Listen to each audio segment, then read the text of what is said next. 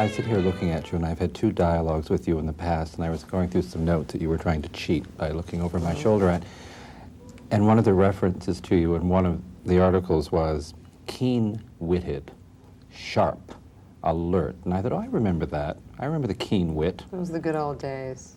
What happened to them, Carrie? Dullard. I'm just a dullard now. No, it's still there. It's sharper than ever. Go on, test me. How's the book going? I love the title. It's we just signed the deal, and I'm doing it in collaboration. Well, I'm being edited by this friend of mine, Paul Slansky, who I did an article in Esquire with. So we start working Monday. So it's not, and they think it's going to be in May. So. As a matter of fact, Paul Slansky, not only did the 2 of you do that piece, was it Esquire? Yes, that was the last one. Then there was a very large feature. Was it the Sunday Daily News magazine story? Yes, I think so. Where the 2 of you collaborated? Yes. I thought rather successfully. Yes, I like doing that with him. So I anticipate liking doing this with him. Are you really going to call the book Money, Dearest? Well, that's what I thought of that at one point, and it would deal with L.A. life in L.A. or in Beverly Hills more specifically, and the sensibility that I can bring to that or whatever, the humor. But I don't know it. I like it as it's a clever title, but I don't want. It's not about sort of my family or anything like that. But I would hope to do a chapter on how to write a celebrity memoir. Get some celebrity parents, have them do something awful to you when you're young. I thought you were the one who said that your mother, Debbie Reynolds, said she was going to write a book about being a mother How who was awful. abused by her celebrity daughter. That's right, daughter nightmare. She's writing it now.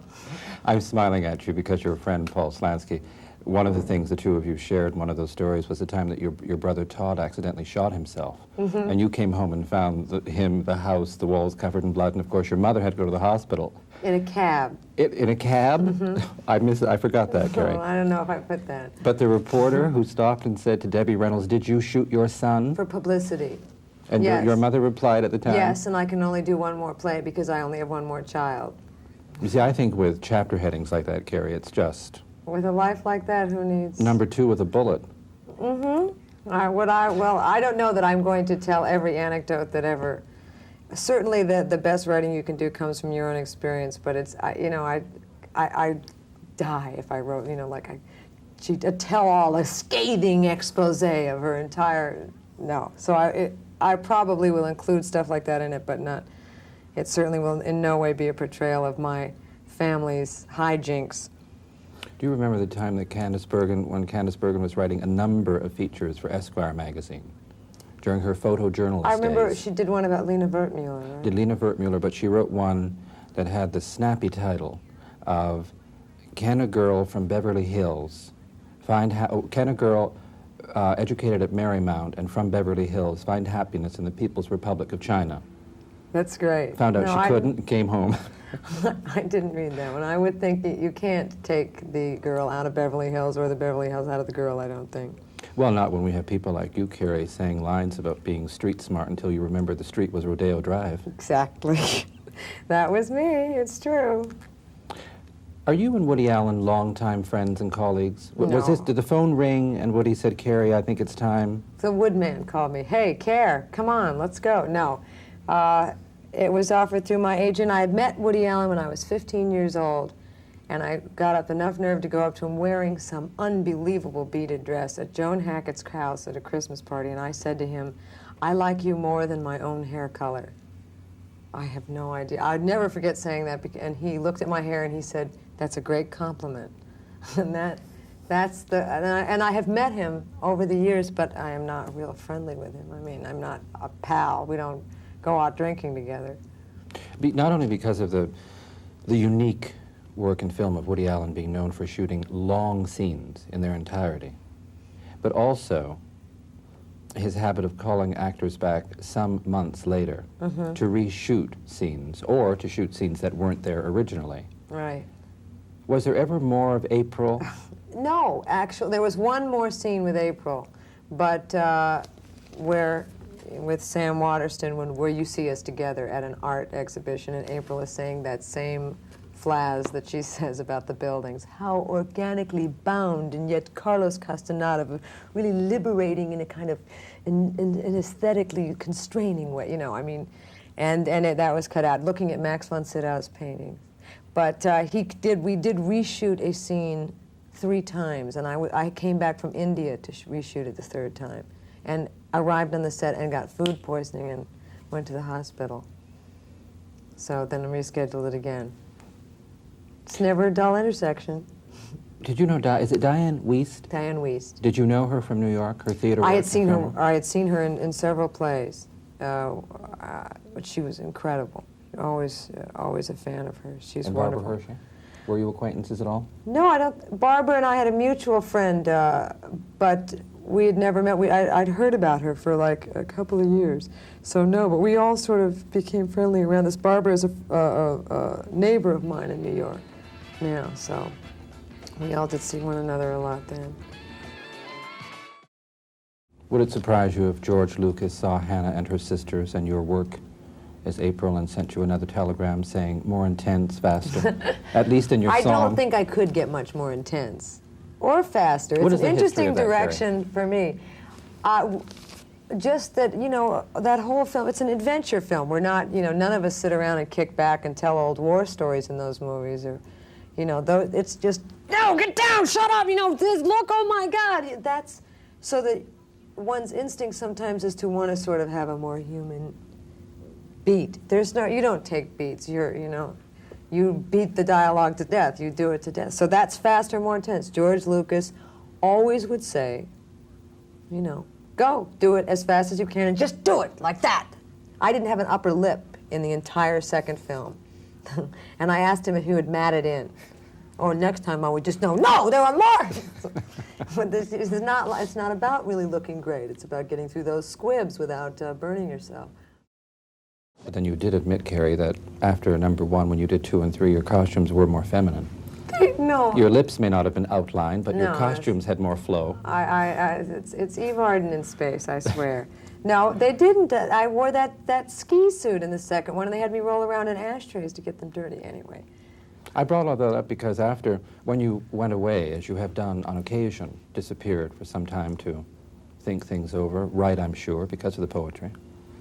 And I like that poem that I reread recently. Was it called Hollywood Children? I wrote that at 17. It's going to Are you disowning it now? No. I actually have to go back and reread it because I can't sort of say, oh, well. It's very touching. Well, I haven't read it. I don't remember. I bring all of this up because when you went away on one particular occasion, found yourself in the high desert away from Palm Springs with no form of communication, somehow you received the information that you were wanted in New York the next Friday to read for Agnes of God. How do you know all this stuff? You've been reading. Miss Fisher, why would I come all this way and sit in front of you and wing it? It's true. You really do your homework. That's true. You got to New York. You read.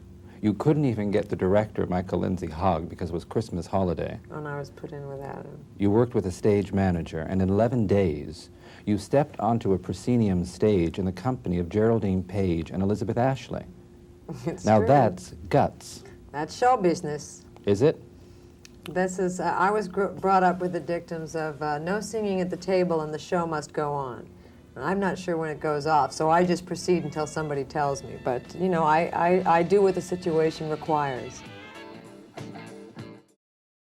Not only do we have you as April and Hannah and her sisters, but you've played Emma Lazarus in Liberty. Yes, I have. Emma Lazarus, as we know historically, was a poet who was responsible for the inscription on the pedestal of the Statue of Liberty. It's been described as a docudrama. Is it a docudrama? I love that phrase. So do I. I don't What care is if it that? is or it isn't. I'm going to say that it is. I think it means like you go with your camera and you hit the jungles and you run around, you know, you expose yourself to all sorts of insects and wildlife. I don't know. I think it was written by Pete Hamill, who was, you know, a very well-known sort of originally a journalist and so on. But it's, I don't know, it's a sort of fictionalized account of a real situation. So it's, you know, there's most of it's based on a real thing, and there's some fictional. Chris Sarandon's character is fictional. My character is real, except for the way I play her. And I don't know. We did it in Baltimore. What can I tell you? That's rather succinct. It was a lot. I'm not minimizing being Lee Grant's daughter on film and Shampoo and the impact you had. Not minimizing that meeting with Warren Beatty either, where your friend George Firth said, don't worry, we'll make the appointment. You walked in and Warren Beatty looked at you and said, you got the job. And then you said, what's going on here? I mean, Yeah. this is me. And you thought perhaps there was some I thought people had been following me around. collusion here with Robert Towne and Warren Beatty. But we all know and remember how effective you were in it. I mentioned Lee Grant because she is an extraordinary actress and filmmaker. Yes. But to find yourself on stage with Geraldine Page, I mean, Jane Fonda can still not have a conversation about acting without explaining what Geraldine Page did to her as a girl when Jane Fonda watched her in New York on the stage. Agnes of God, as we now know from Norman Jewison's film, has received even more worldwide attention. Ironically, Jane Fonda's in the film version. What happened to you as an artist, finding yourself on a stage with a woman who really is one of the most respected theatrical entities in Well, theater? it was thrilling and very intimidating, which is like a lot of my life. But I mean, when it's intimidating, I do it anyway. It's not ever been something that stopped me. But my acting coach in New York, Mira Rostova, also taught her at one point, and it's one of the few for her actresses that Mira admires. You know, with men, James Dean, Montgomery Clift, and Brando. But from that era, that Geraldine Page is one of the few real actresses that can stay in the arena of those men and hold her own, and you know, and more than that, she's one of the best actresses that there is. So, I don't know. There was one time one time I did something that like offended her reality or something, and she broke out laughing or something on stage, and I said to her, Geraldine, why did you send me to actors' hell? You know, why did you send me to actors' jail? And she didn't even remember having done it. It was like the character had been somehow thrown by my character, and I never did it again. It was once, but she is someone who really develops her own world. And when Tennessee Williams died while we were working together, and she was very upset one night, and I had the opportunity of sort of getting her back out of this. Were you ever considered for the film version of Agnes of God? No, not that I know of. I'm too old, I think. Oh, really? Woman approaches 30, life almost over. I'm Get out of pushing town, 30. kid. I'm leaving. Get I'm back running. east. Why, they accept older women more there? Well, up to 32. Oh, all right, so I've got a couple more years. A couple of good years. Well, I like it out here. Anyway, I figure I'm going to age better. I always have behaved like I had a little sort of a lived-in quality, and now if I look a little more lived-in, I think it'll be more appropriate. I teased you when we sat down and began this conversation and said, well, I wouldn't bring up Somerset Maugham or Of Human Bondage. And when I said that your personal dictum might have been, excuse me from the table, I have another book to read, because you were known around the house as the bookworm. People were worried about your social potential at the time. You're not very social now, are you, unless it's real friends, people who talk? Well, Don't you admire conversation among friends? That more than anything, I think a good conversation is as good as anything that there is to offer on this planet. Have you seen Out of Africa? Oh, I loved it. Did it send you to Judith Thurman's biography of Isaac Dinesen, or any of the Isaac Dinesen? I've read all of Isaac Dinesen, but I haven't read any of it. And certainly I would want to read the biography, but I haven't yet. As another artist working in film, how do you feel about Meryl Streep? You know, there's an interestingly competitive attitude from actresses saying, is she going to do another one? Does she get everything? No, but I mean, she's fabulous. I mean, I think it's great that somebody can have the kind of successes that she's had and always, you know, outdo herself. I mean, she's just competing with herself at this point. I've heard actresses say things like, it always kills me, like actresses, you know, what are we, no one compares to her, and they sit around and they say, you know, for me, she's sort of cold, you know, and I hear and I think, schmuck, you know. But I think she's brilliant, you know. I wouldn't, yeah. I mean, it's just like, it's a whole other, it's where it really becomes a craft, and it's just, she's in a class by herself. And I wouldn't want to compare, that would be a really bad job to compare yourself to her. You'd have a bad time. I don't want to have a bad time. In 1974, when you were in London and you were accepted at the London School of Speech and Drama, and you did the studies you did, we saw you do Come Back, Little Sheba, and speaking of distinguished company, Laurence Olivier, Joanne Woodward. Have you spent much time in London since that time? Oh, yeah, I did all the Star Wars pictures. Oh, but I mean, there. yes, I know that, but I mean for you, have you ever said, I feel like being in England or being in London? I mean, Michael Caine's a new friend. Yeah. Michael has had to go and find yet another home in England because he misses being British in Beverly Hills. It's great, British people and the whole... I loved living there. That was the only time in my life where, even though I was in an acting school, I wasn't sort of in a kind of frenetic show business environment. So it was really the most normal, if I could even identify normalcy at this point. It was the most normal, easy time that I ever had. And I certainly, I could never recapture that, but, you know, I loved being in England. And it was like the only time I think of me being at school. But I couldn't recapture that, but I love to go and visit there and visit the people I went to school with and see how they're doing.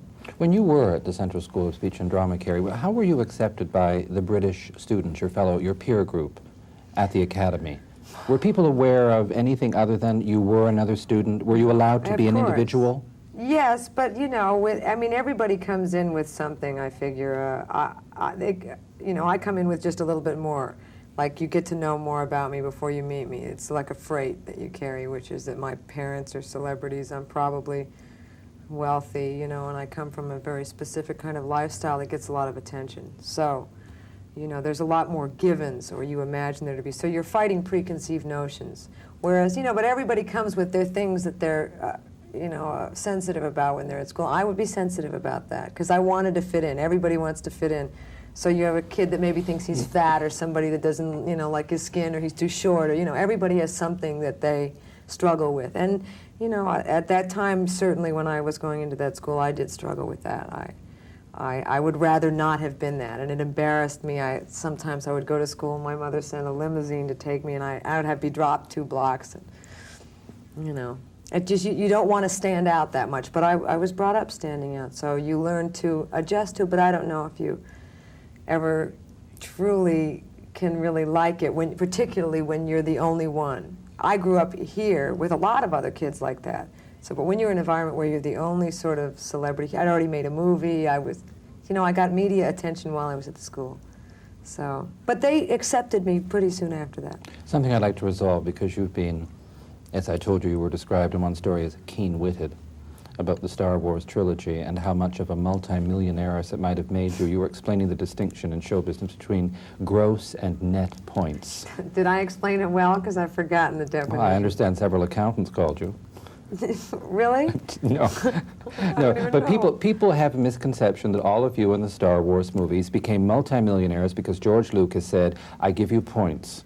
Well, he did give you points, but the explanation of the points is?